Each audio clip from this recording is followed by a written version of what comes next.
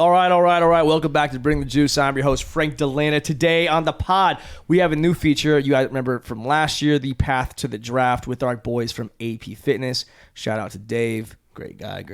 First we gonna rock, then we gonna fold, then we let it pop, don't let it go. Juice. I got Chevin and I got Daniel. Fellas, let's just talk real quick, before we start. First of all, congratulations on finishing your college football careers. Thank you. That's quite an accomplishment there. Sure. I actually just did a little reel on a guy who got granted his 9th year of eligibility. Did you see that? Yes. Dude from Miami? Miami, yeah. It's crazy. Bro, let's start there. I could not do 9 years. He's in Miami. He's probably loving school. That's a fair take, I guess. Yeah, At like that point, you just gotta start working. right. Bro, I posted the comment and someone's like, this guy needs to find what LinkedIn is. Did you see the LinkedIn jersey in the thread, the Twitter Dude, thread? that was from like Goodwill or something. That'd be a fun insane. little, That's insane. day party jersey to Right, rock. Little right. LinkedIn 14. That's fire. I love it, man. Yeah. I could not do 9 years though, because you did 6, Yeah. right? And 6 was a lot to me. Yeah. If I had one more year, I don't think I'd be able to do it. You couldn't do it. Would you Yeah. just declare? Or would you be like, I gotta find a job? Almost. I would declare. Yeah. The hell with it. No I matter gotta go. how my year went, I'm declaring. I'm not playing my 7th year for sure. How many did you play, Daniel? 6 as well. You played 6. Yeah. Wow. Yeah. Long time. Long time. Long time, man. It's just weird too to think about, like, cause what are you guys? Are you 24? Yeah. It's a fourth of your life. Yeah. A fourth of your life you played college Right. football. This guy's gonna be 30 and he's gonna be like, it was a third of my life. Dude. Right. That's crazy. Jeez. He better have a doctorate degree by the end of this whole He's thing. got, yeah, I finished my master's, so he gotta have a PhD. Daniel, I love it. Gotta have a PhD. Are you a scholar? No. It's all right. No, it just fell into my lap. It's like, might as well, kind of roll into it. So let's get this square. So I read somewhere you were born in Kenya. Is that correct? Yes. I was born in a refugee camp.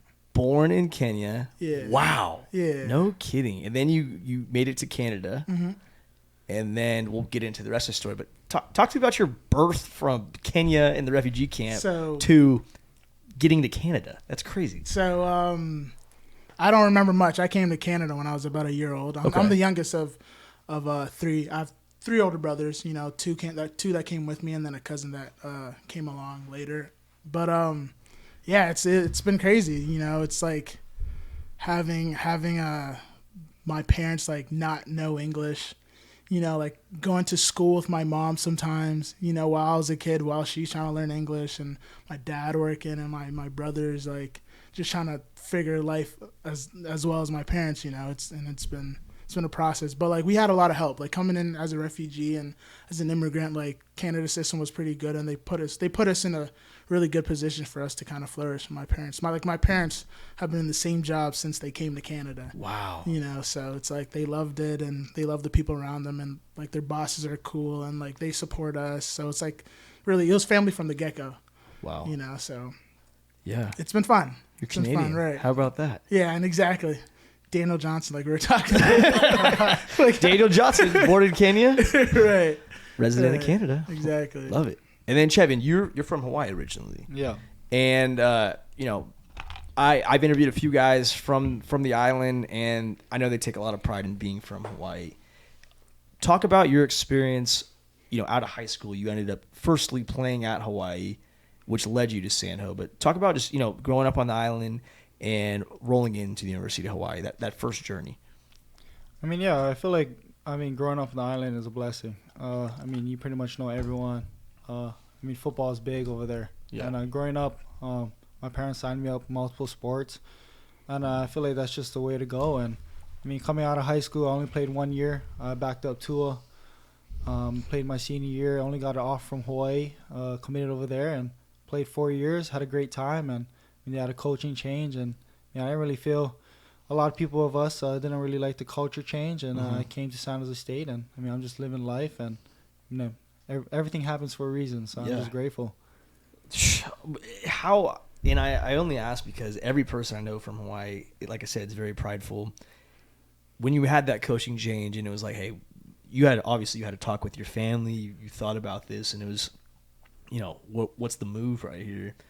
What made you think San Jose State's the place to go, especially in conference? Like I said, we're Mountain West guys. It's crazy. Like, my 4 years, like, I mean, I never thought that I'd leave the island. Yeah. Like, it was a big time thing for me, and I really had to talk. And my dad just kept harping and just, you probably have to transfer. I was like, we'll see. I just kept going on. And I mean, San Jose State was, I mean, I played them for 3 years, and I knew what type of coach Coach Brennan was. Mm-hmm. I mean, a player's coach. I mean, I was trying to have fun again and just love the coaching staff and love playing football and just waking up and just love enjoying going to practice. And I mean, I knew that was the right move. And I mean, San Jose State is, I mean, the closest it can get to Hawaii. The airport's 10 minutes away from campus. And my family can come and watch my games. And I mean, it was a right move. And I feel like, I mean, everything happens for a reason, like I said. And I mean, without that move, I mean, I wouldn't have grew as a person. Totally. Absolutely. That's very well said. And I think, you know, people don't understand it. The term transfer portal is getting very easily tossed around these days. And a guy who's playing 9 years, like we talked about, do I think that that's good for the sport of college football? Probably. That's pushing the envelope a little bit. And then I saw some guy, he's on his 4th school now in 4 years. Is that good for college football? Probably not the best thing. But there's so many instances where, you know, guys go, they have these life-changing scenarios happen. Whether, like you said, it is a coaching change. Mm-hmm. Or it is maybe, you know, your whole team left and then something happened. Or within the program, the political side of thing. People don't talk about the political side of sports. You know, you see a lot of what's happening on Twitter, but they don't know what happens in that locker room behind closed doors, and whether it's your head coach, your position coach, your strength coach. There's a lot of dynamics behind this, you know. There's 12 games a year, regular season, where people get to see you on display. They don't know that there was a team meeting today, January, whatever the hell it is. And guess what? You're preparing for that. Like, mentally, it's extremely difficult to overcome those type of struggles and grow as a man more than anything at a young age. That's a power move for somebody your guys' age. Which leads to me to this, you know, all it is overcoming adversity ultimately. And one of the best thing about sports is you continually get to practice overcoming adversity. And that's in sports, which football is technically a game, even though football is your life. It's difficult at first, but as you continue to callous your mind and understand, I'm going to become stronger because of this situation, you grow as a player and a man. So it leads me to my next question of, when adversity strikes, we'll start with you, Chevin.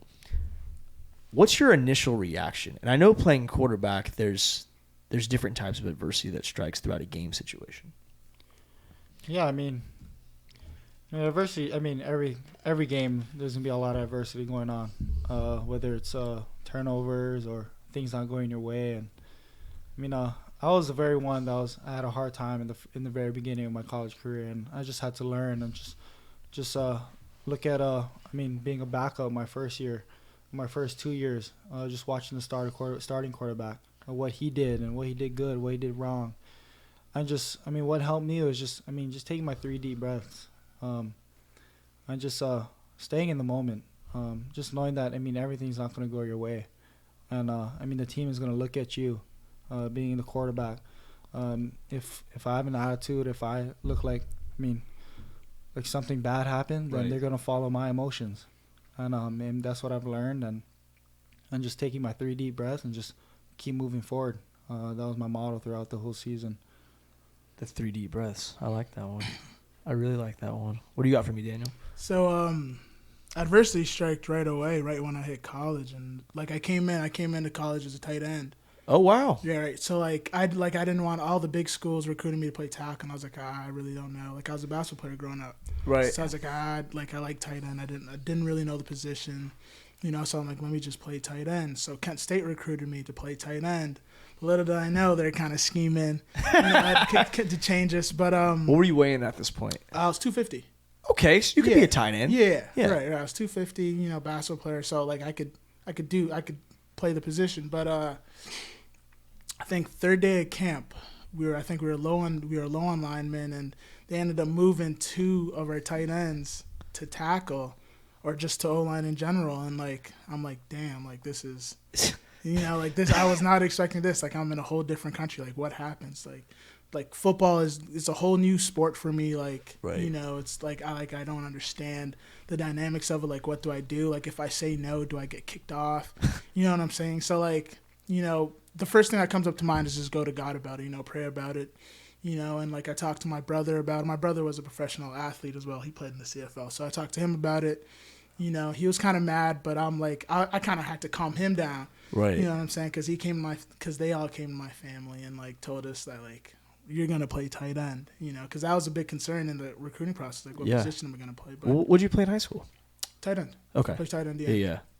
So yeah, I just went to God, you know, like prayed about it, and God's like you're fine, like you'll be all right, you know. So like the next stage is having a good attitude going into it, you know, I'm still living on my dreams, you know, like there's people back in Canada, people back home who would love or kill to be in my position, you know what I'm saying? So like it's just going into it with a great mind, great attitude, and I flourished in it, you know, like I really it became an art to me, you know, as I played it, and I'm like, okay, I could be really good at this, like my previous life and like my previous experiences will help me out in this position, like being an athlete, playing basketball. It's like playing defense, you know, going against a D lineman and things like that. So like with adversity, it's just going straight to God, and that's kind of what calms me down. And still to this day, like I tore my ACL 2 seasons ago. My first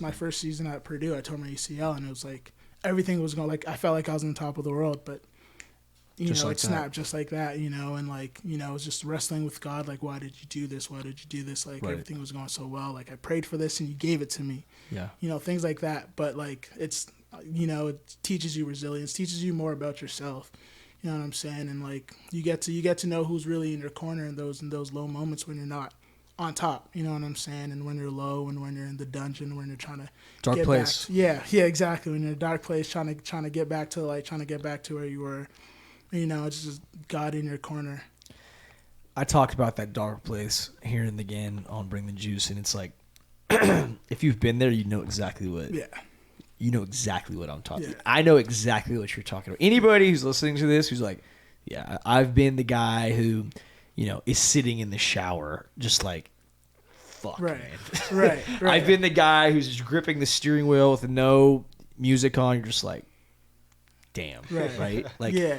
Or you're just, I mean, every person on this earth, David Goggins is vulnerable at some point, man. Mm-hmm. Like, every person has a deep, deep, deep emotion, and some people, you know, they put up a guard. I'm not saying, you know, be a wuss about things at all, but shit, man, you work your ass off to get yourself to a certain level. You're like you say, you're competing, you earn your spot, boom, ACL, rug just taken right underneath you. All of a sudden, you earn certain reps. Now you're not getting those reps. You got a road to recovery. Injuries, people don't talk about this enough. I've brought this up. Not only are you not getting those reps, the guy behind you is now getting those reps, giving an opportunity to prove himself. And when you come back in a year, what if that guy just became a stud? That you're old news at this point, right? Mm-hmm. It happens in sports way more than people talk about. Mm-hmm. I mean, Tom Brady's Tom Brady because he came in for an injured person and became a GOAT, you know? Right. Yeah. The guy in front of him was a good quarterback. Like, it's the guy. It's just part of the deal. So I understand what you mean, and I like how you bring up the dark place. And you know, we talk about that in sports right now. That's what we're referencing. You get dark places, and you know, our families have gone through dark places. You don't really realize until, you know, a father has 4 kids is trying to figure out how they're going to keep food on the table, how they're going to buy Christmas presents, keep the lights on, things like that. And it really puts your life in perspective of like, damn, I'm mad I can't play D1 football right now. This guy's trying to feed his family. Like it does it's relevant to everybody in every walk of life, I think. Whether you're a Division I football player trying to, you know, go to the NFL, or you're a soccer mom or a dad, or, you know, a struggling housewife, or whatever the hell it is in your life that's happening. It does all go hand in hand. And you know, getting out of that dark place is so critical. What is, I think this doesn't exactly go, it's a different question. What is your why then? Because I understand what it takes when adversity strikes. But now that your ACL is good, you guys have finished your careers, and you have the option to go into the workplace and get a job. And I recommend you leverage, hey, I'm a Division I athlete. I know how to be somewhere on time, be accountable, help your team win. Use the tools that you were just installed in your body through your college football experience. It'll help you get a job and excel faster than you think. Because the real world, it's hard, but you don't got to run gas ladders and bench press and get hit and make these crazy plays and all this shit, right? Yeah. So that part's taken away. It's mentally hard, and it's about the consistent accountability of just throwing water at a rock almost continuously day after day trying to chase greatness. But regardless of what you're doing, you got to have a why. So what gets your guys' ass out of bed to chase greatness and chase after these NFL dreams? Chevin, we'll start with you. I mean, for me, it's my family. My mom and dad, my two brothers. Just basically just growing up, my dad and my mom worked hard and sacrificed their time, sacrificed their money to make sure that we live a better lives that they did. And whether it's just driving far to, go to a QB training or just whatever it is, working two jobs. The things that they did, we obviously can't pay them back. And for us to pay them back, it's just working hard and just waking up every day and just doing our best, giving it all, like whatever we're doing. And that's pretty much my why. Absolutely. Dana, what you got? I'm the same with Chevin. It's my parents, and my siblings as well. They were second parents to me when my parents were all working, and them coming from a war-torn country, it's like they've had siblings that have died, they've had relatives that have died, just to get to the spot that they're at right now. So it's like, whatever I do, it's like doing in light of them. You know what I'm saying? So it's just trying to make them proud. They've worked so hard for us to get here, all my siblings to get here. Just to live out our dreams. For us to be happy, it's for them to be happy as well. So every time I go through something, it's like my parents been through worse. Right. If they what am I complaining about? Right. Exactly. Like if they came to Canada at 22 with a bunch of kids and no English, like it's scary. You know what I'm saying? Like it's like I can wake up and I can go to football practice. And I could do rehab and I'll be fine. I'm in school. School's paid for. Like there's really nothing I really can complain for. Right. Complain at. So it's just like life. Again, life is a blessing, and it's because of my parents that I get to live out those blessings. Yeah. Well said, guys. God, you guys are doing great so far. Chevin, one of my questions on here was, who do you role model as a competitor? Somebody you want that you've always idolized and chased to push you to be the best version of yourself. Like someone I know, or are they talking about someone where you're just like, hey man, this guy, I like his game. I like the way I know that he's done it. It makes me believe I could do it too. When someone that done it and I feel similar to is got to be Marcus Mariota. Yeah. If you guys don't know him, he's the quarterback for the Eagles. He used to play for the Titans. He went to the same high school as me and only started his senior year as well. And just, being from the islands, Polynesian descent, it's just really means a lot that him, just himself, just carrying out on and off the field, right, what he does, and it really shows a lot to everyone that lives every kid on the island that everything's possible. Right. And another guy that I look to is Kobe Bryant. Of course. His mentality is just crazy, and just his game where he tore his Achilles and he stood up and shot a free throw. Just his mentality is just it's unmatched, and that's something where the Mamba mentality is something I try to work on every day, try to get better, because I'm not perfect, and I know I have a lot I have to do to get better, and just trying to be like him, similar to him, just something close right. is gonna make me better. Yeah. Absolutely. The fact you brought up Marcus Mariota's. I didn't know he only played his senior season of high school. That's crazy. And I didn't know you played with Tua in high school either. I backed him up. That's crazy. Yeah. Man. It's crazy. Just like being from Hawaii, you just don't really know who comes from Hawaii, like where do they go. It's like we're just very overlooked. Totally. And it's definitely getting better. Where like, I mean, there's a lot of things going on in Hawaii. The football is getting better. College coach scouts are coming out. More recognition for sure. Yeah, there's definitely more exposure for sure. But before, it was very hard. Right. Yeah. Well, what I would ask you, Daniel, is being a guy from Canada, what's it like getting recruited out there? Because I know we kind of know.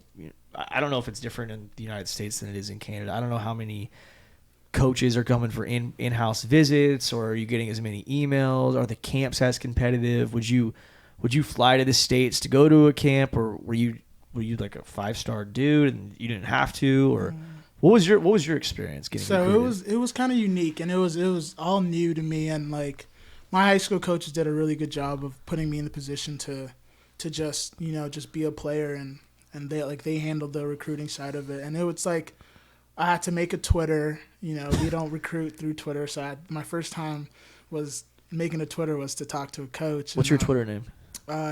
D Johnson 0603. Sick. Took me years to remember that because I'm not a big Twitter guy. Yeah. And it's not as big as it is in Canada. And like Canada, we recruit through Facebook. So it was a whole different experience. Like home visits were not a thing, and it was completely new. Right. Having to be flown out and wined and dined and all of this was pretty fun. It was really, like I wasn't expecting it, but it was pretty fun. But I had a lot of help. My coaches had some other guys prior, like a couple of years back, that had to go through that same process. But it was much harder for them because they had to use VSH tapes. Like they have to send out CDs for highlight tapes. Old school. Where like coaches will just look at my huddle and call it a day, and start recruiting me through there. But it was new, so I didn't have nothing to compare it to other than the Facebook and all that. What was the competition like out there compared to the United States? Everyone's much stronger and faster. In the United States or in the Canada? United States? No, in Canada. I just need to clarify. I'm like, damn. No. Well, no chance. Everyone I feel like it means more. Like sports is huge compared to like there's high schools that are bigger than universities. Yeah. I see in Canada. So it's like it's a whole different game, and like where football in Canada may just be an extracurricular to some people. It's like it's not really, people aren't looking for that as an out. You know, it's just something people just want to put on the jersey and call it a day. Whereas like growing up, I always wanted to play sports. I see my brothers play it, where it kind of meant something to me. So it was much different. It's much different. It's slower game. I feel like the game itself is different with 3 downs and a bigger field, 20-yard end zones. It's kind of easier to score with 20-yard end zones, but it's a much different game. Yeah. Much different game. I feel like it means a lot more over here in America. When I was getting recruited out of high school, I went to Montana State for a camp. And the reason I say this is because this reminds me of the different fields. Montana State is in Bozeman, Montana, and there's 400 kids that went to this camp. 399 of them were from the state of Montana. I was the only one that wasn't from Montana. I wanted to go to Montana State. I was ag business. My family farmed. Mm-hmm. I like hunting, and they had camo jerseys. It kind of was like, let's check this out. Cool, right? They were my like, okay, these guys want me. Mm-hmm. And I go. Had a great. It was a full padded camp. They don't mess around there. And like the first part of the camp was strictly drills and 7-on-7, and I'm like, okay, this is pretty standard camp so far. I was connecting well with some guy who was a quarterback. I'm a receiver. Make friends with the quarterback when you go to a camp. Yeah. It's camp 101, right? So we eat lunch. I met this kid, only friend I have at this point, and I'm like, we got invited to go to the starters field for the after lunch scrimmage. I'm like, dude, that's good. There's 400 kids here. They got 20 kids to this side. Right. We're in the 20. Well, let's go ball out, bro. Get some offers right now. This dude's sweating bullets, tripping balls, and I'm no way. I'm like, bro, what's wrong? He's like, I've never played 11-on-11 football before. No way. Because in Montana, at some of those schools out there, bro, he's like, my closest away game is an hour and a half. Jeez, bro, what? That's insane. And they were, I forget if it's 6-man or 8-man. It's something different. It's something different. And yeah, he just left the camp. But no way. He didn't want to dude dipped. Dude's like, I gotta go. I'm like, oh man. I didn't end up going to Montana State, but it reminds me of just how, you know, it is different. So it leads to my next question. Like, how was that adjustment? Like your first playbook and understanding both the intensity of the American football culture and also what was your first, like, holy shit, this is what American football is experience? Because you play in some big stadiums at some point. So growing up in high school, I played a little bit in the UIBL. So like I'm used to coming over to the States and playing. Right. So like I know how gritty it is. I know like how serious it is. So when I go back, it's kind of easy. But so I think my first experience was I went to a Polynesian Bowl. There you go. Yeah, I went to a Polynesian Bowl. I don't know how I got invited to that. But yeah, so I Kenya and Canadian dude goes to the Polynesian Bowl. I love it. Yeah, there was some Canadian connection down in California, but it was I got jammed right away. I'm like, oh snap! Like I was like, this is easy. Like I was like looking at my quarterback. This is a route. This is easy, and I got stuck. And I'm like, oh, these guys are strong. and then so I kind of had to adjust to that, and then I played Team Canada against Team USA, and we got dropped off. Like it was bad. Wow. Yeah. So like I was like, okay, this is like this is American football. Yeah. You know. And welcome to America. Going to college, I went to Kent State, so I wasn't really like worried about anything. I wasn't worried about it. I just wanted to play football. So it wasn't really like once I got to college, it wasn't really a hard adjustment. Right. You know, other than the position change, you know, learning the new position and having to adapt really quick. But playbook, we ran a tempo offense, so everything was pretty quick to learn. But other than that, my welcome to football in America was in high school rather than it was in college, which is kind of crazy. Well, coming from Canada, then you know you played in the United States. Obviously, we talked about Dante Bull on here. He went number 1 overall in the Canadian draft last year.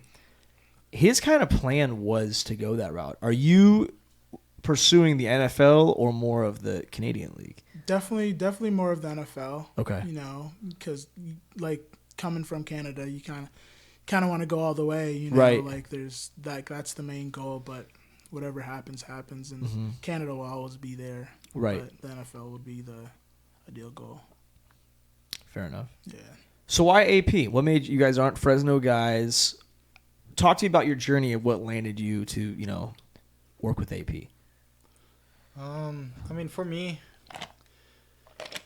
they hit me up first. So like Greg Pinelli, great dude.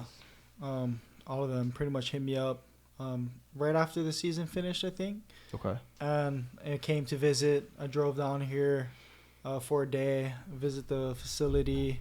They talked to me about like the plan and what was going to be happening, and I drove back the same day. But for me, it's like all about like, I mean, obviously they wanted me first. They were the first ones to hit me up, and I mean, I was just excited about the plan that they were gonna give me, and I mean, obviously they believe what I can do and the potential that I have, and I know that they can help me with that, and yeah, that's how it started, and I mean, it's been fun. It's been a fun week, and we've been grinding, and we're getting better for sure. That's the plan.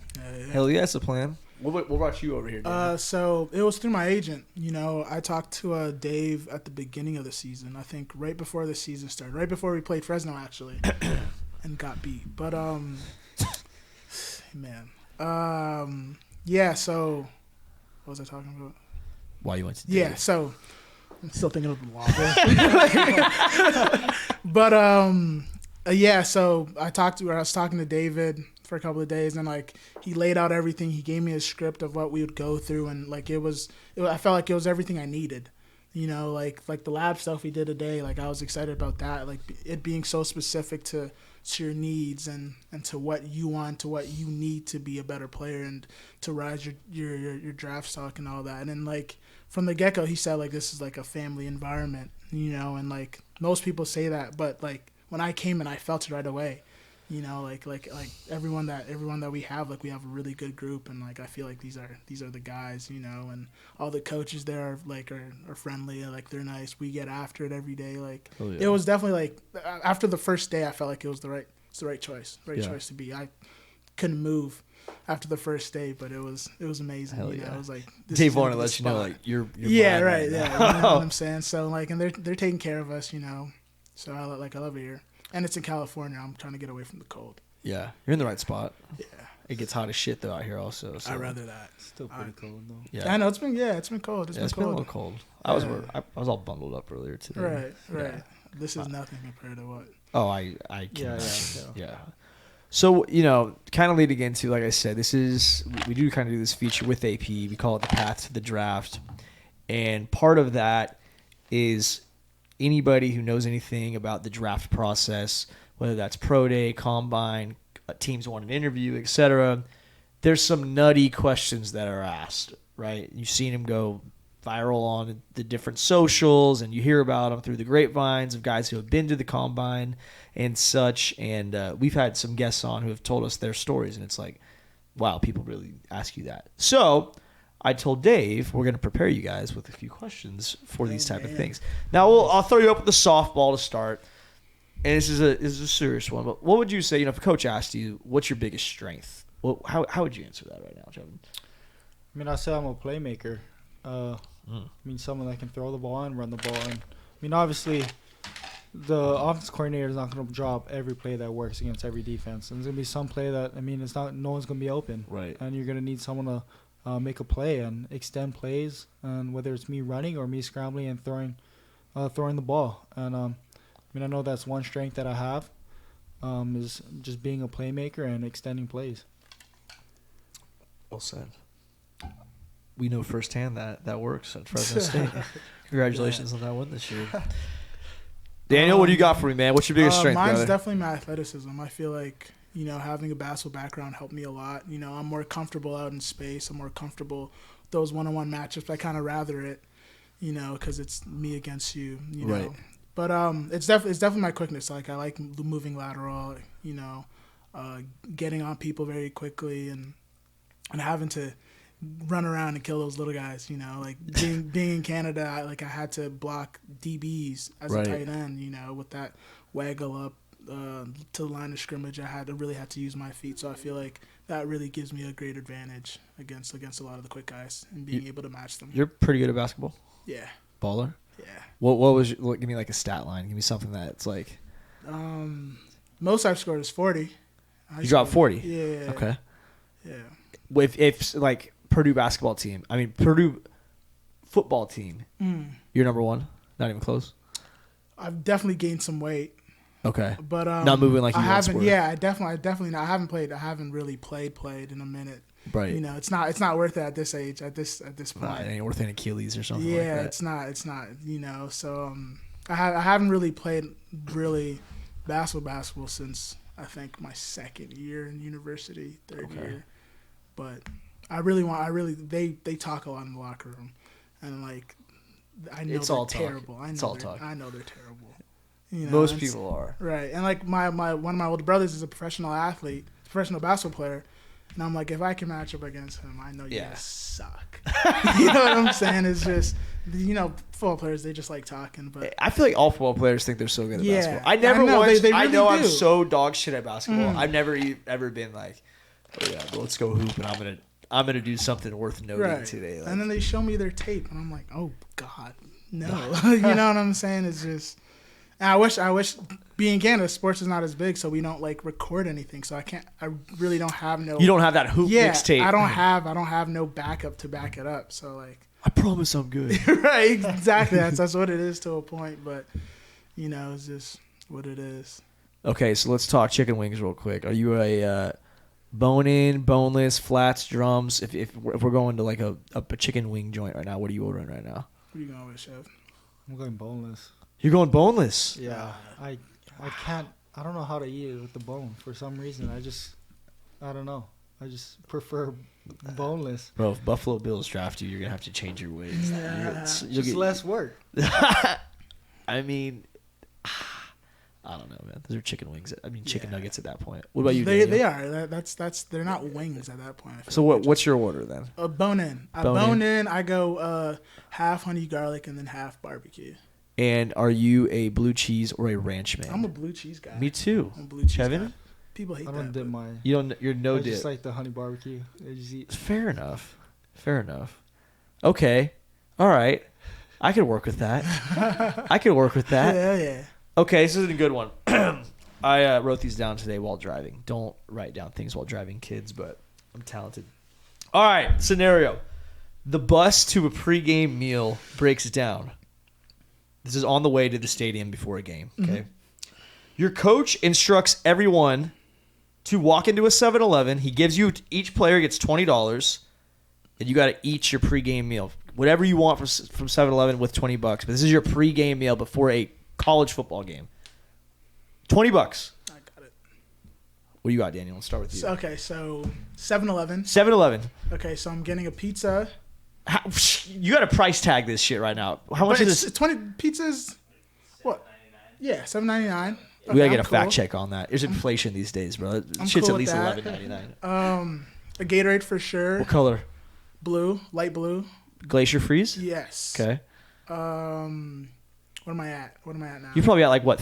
Let's call it 13, 13. Jeez. 12, $13. Are we in California? Yeah, this is local. Jeez, man. Okay. Playing USC. $14. A pizza, a Gatorade, and honestly, I'm probably gonna get a honey bun. You're getting one honey bun. One honey bun, or maybe two, depending on Maybe how two. expensive. You're gonna buy as many honey buns until you reach your $20 max. No. I think I'll have some left over, but Yeah, you probably have $2. maybe a pack of Skittles if that's What kind? Rainbow. the purple one. I don't know what the purple one is. What's the purple one? I think it's like the berry joint or something. Oh yeah. Yeah. Okay, so recap. With your $20, you're going pizza, baby blue Gatorade, 2 honey buns, Yep. Pack of Skittles. purple pack of Skittles. I'm cool. Cool off that. Ballin'. I'm cool off that. All right, Chevin, you got your $20. You're at 7-Eleven. Bus breaks down. You got to buy your pregame meal. What you getting? Okay, so we're playing Hawaii at Hawaii. You're playing Hawaii at Hawaii. So, Wait a minute. This is a real story? no. Oh, shit. Okay. I'm just Okay. I just went to 7-Eleven in Hawaii. because Okay. it's a lot 7-Eleven Hawaii. Yeah. Okay. All right, here we go. So first I'll get like 3 teriyaki spam musubis. Wait. What? Yeah, that's crazy. Wait, what? 3 teriyaki what? Spam musubis.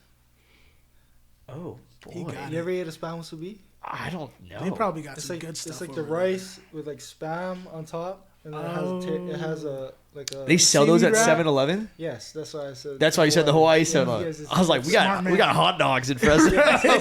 I can't eat anything in the 7-Elevens up here, but I'll for sure eat a spam musubi. So 3 of them, which comes up to like maybe $8, Okay. and then I'll take a purple Gatorade. A purple Gatorade. That's Yeah, fair. I love purple, and then Nerds clusters. Nerds clusters. Yeah, Okay. gotta get some sugar, Something some in it. sugar Yeah, you in need it. something. So what is that like? Probably at like what, like $15 right there? 15? Yeah, 15. And I don't know if they have the purple Dorito chips. What are those? The nacho sweet- flame? The sweet chili. Oh, the sweet chili. Sweet chili? Yeah, that's With- fire. Those are That's a fire. good Yeah, pick. if they, Those if are they have fire. that, I'm having Doritos doesn't really miss. They don't. Yeah. They don't. They don't. That's a good pick. Oh, except I don't like the blue bag. Oh my The- god. the You don't Cool like Ranch? Doritos? No, I don't like Cool What? You don't even dip his wings. Bro! I just never liked Cool Ranch. I don't know Bro, what it Cool is. Ranch It's just- Doritos that's is crazy. number 1 on the Dorito Stop. scale. No, I don't know about that. The sweet chili. I think sweet chili. Sweet chili Sweet is chili. up top. Sweet chili. No one. Number What? one. Yeah. Sweet chili's number one. All right, rank the Doritos right now. By the bag color. Blue's number 1, bro. Purple, red.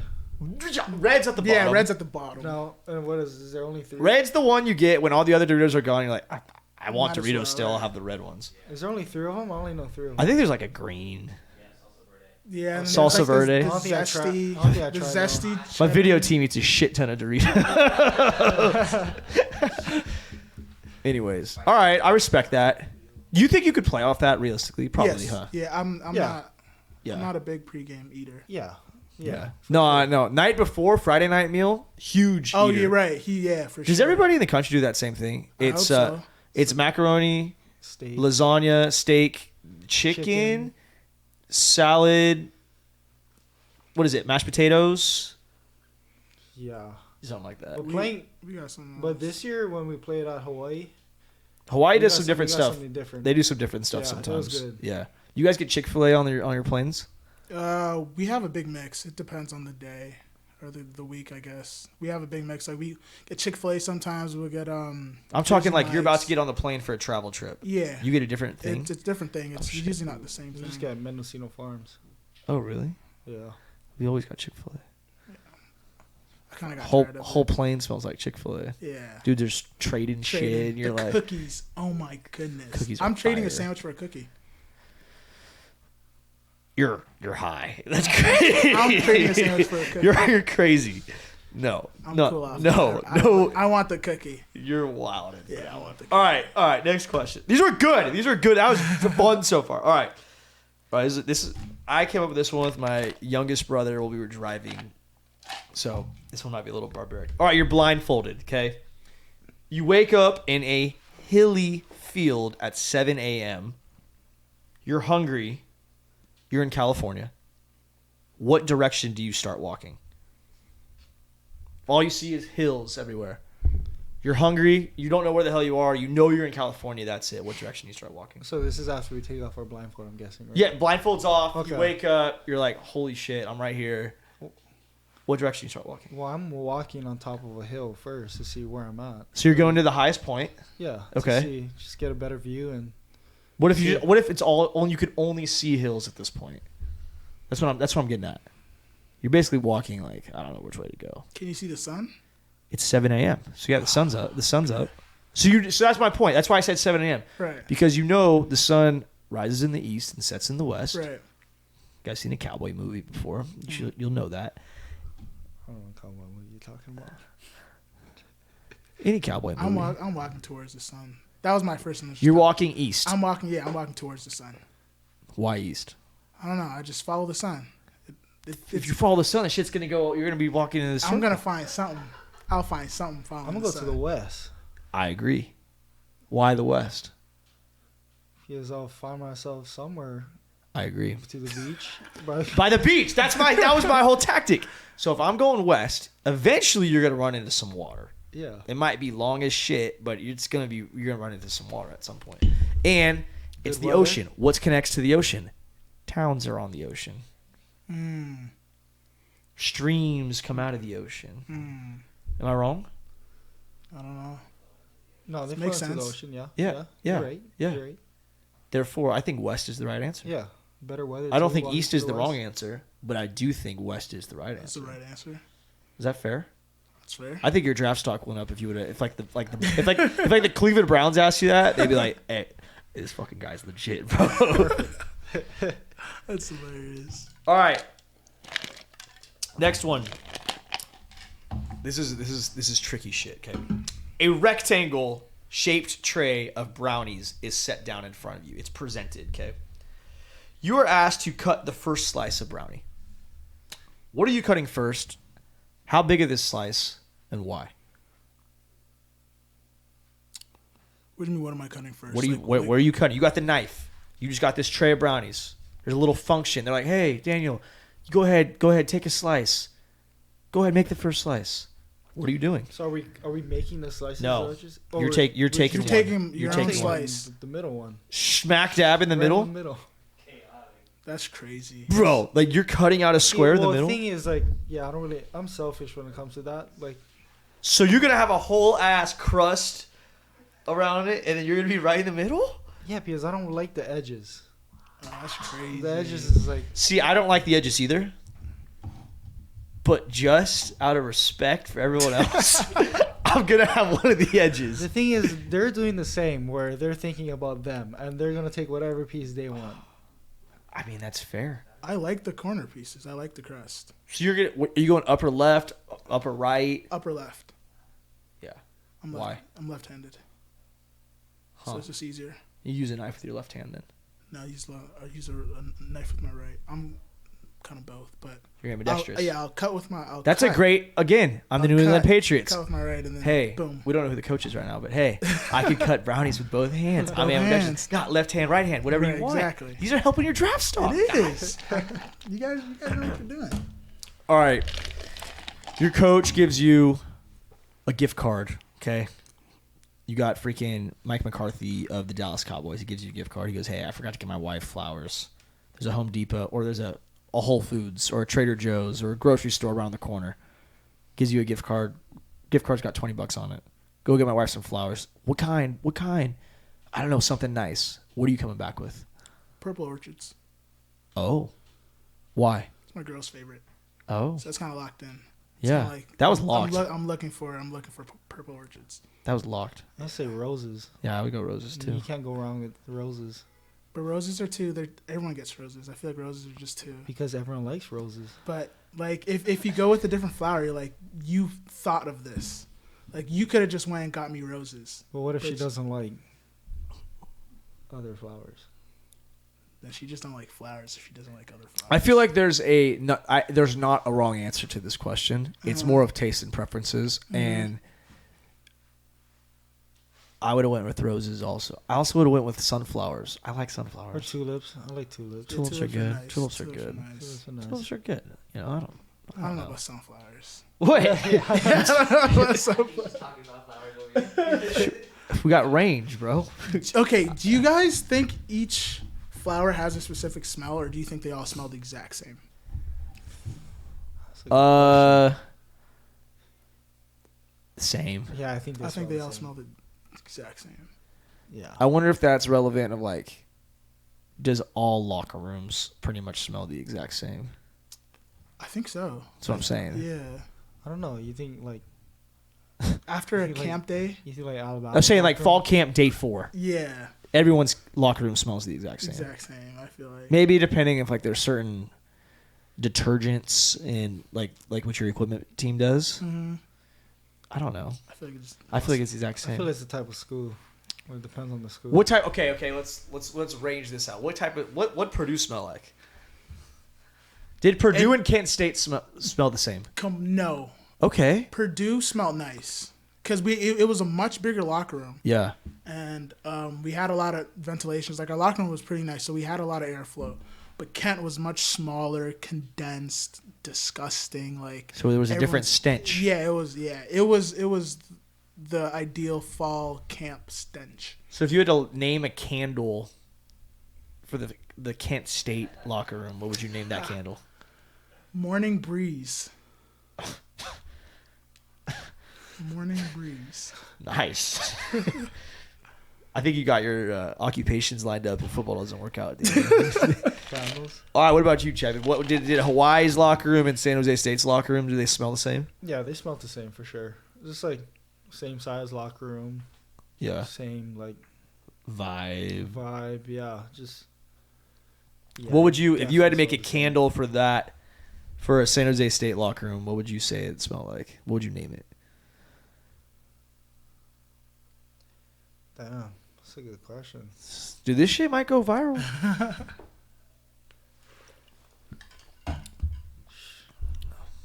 Used underwear. Used underwear. I mean, it's true though. I always ask guys like, I know we're not near fall camp right now, but because we just brought that up, what's the worst day of fall camp? What's the hardest day? I feel like the hardest day is Like 9. I'm thinking. I think like I'm 9 thinking or like 7. I think like 9 or 11. Because you already went through a whole week and you're on the second week, but you're not on the last week yet. Right. Like, Yeah. after the first scrimmage, I'm feeling like after people got graded and it starts getting a bit serious. yeah. I feel coaches like are right before the last week is like Yeah. the grind, Yeah.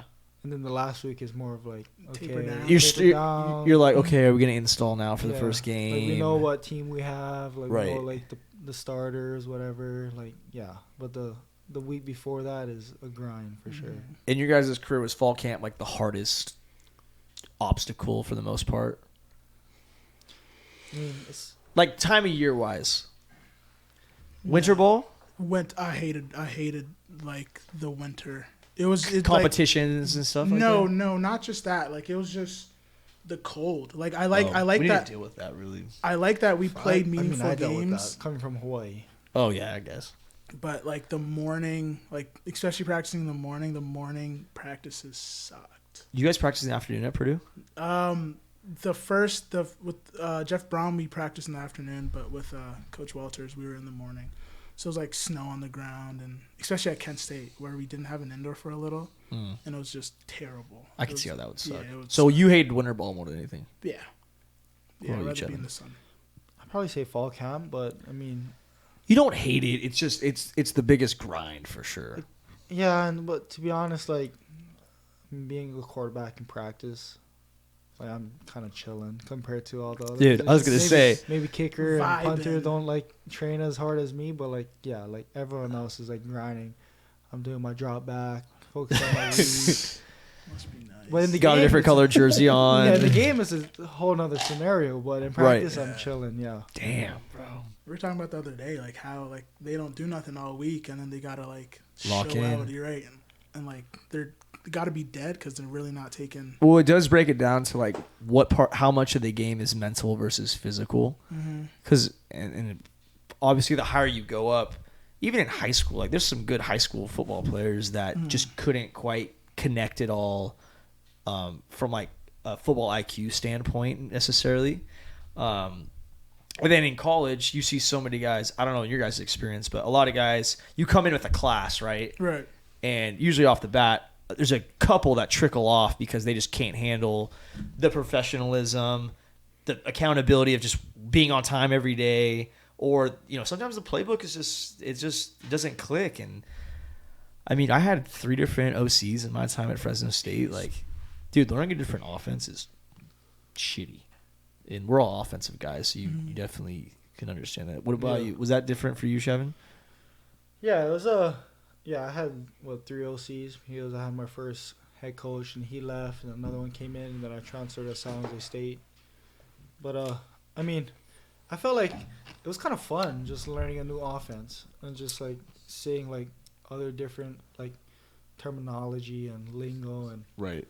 like seeing what other plays like the just picking other OC's minds. It makes you more well-rounded for sure. Yeah, like it really opens up your eyes. Like, wow, there's like, I mean, it's not just the run and shoot that we're running. Like, there's more offenses in the world. Right.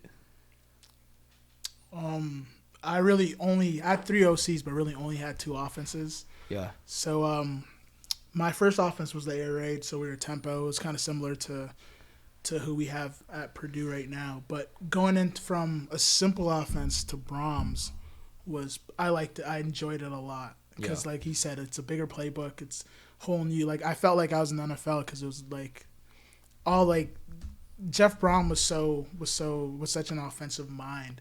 That like he was so he had the same call for like a million plays.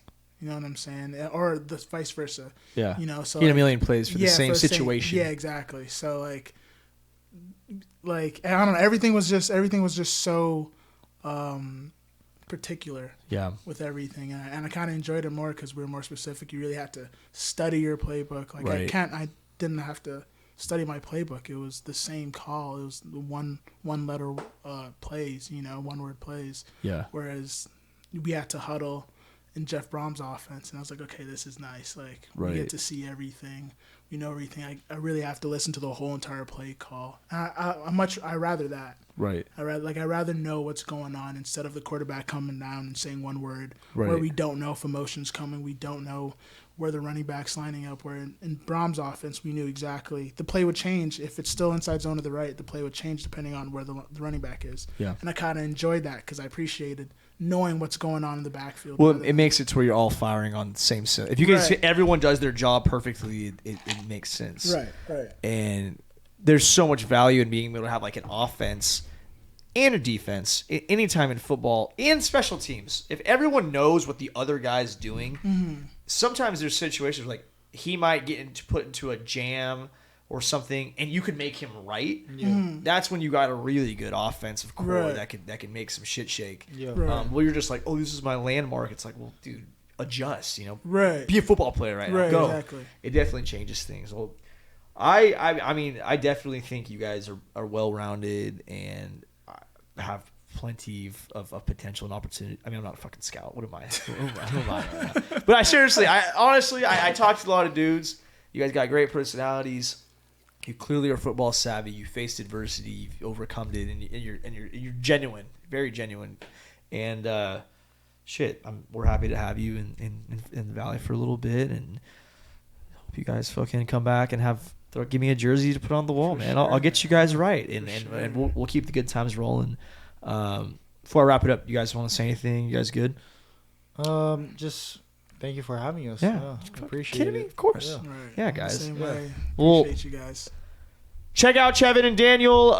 Follow them on the gram. Be sure to subscribe, unsubscribe, resubscribe, buy the merch. If you haven't signed up for the golf tournament yet, we're probably sold out by now, but you should still come because it's going to be an absolute banger.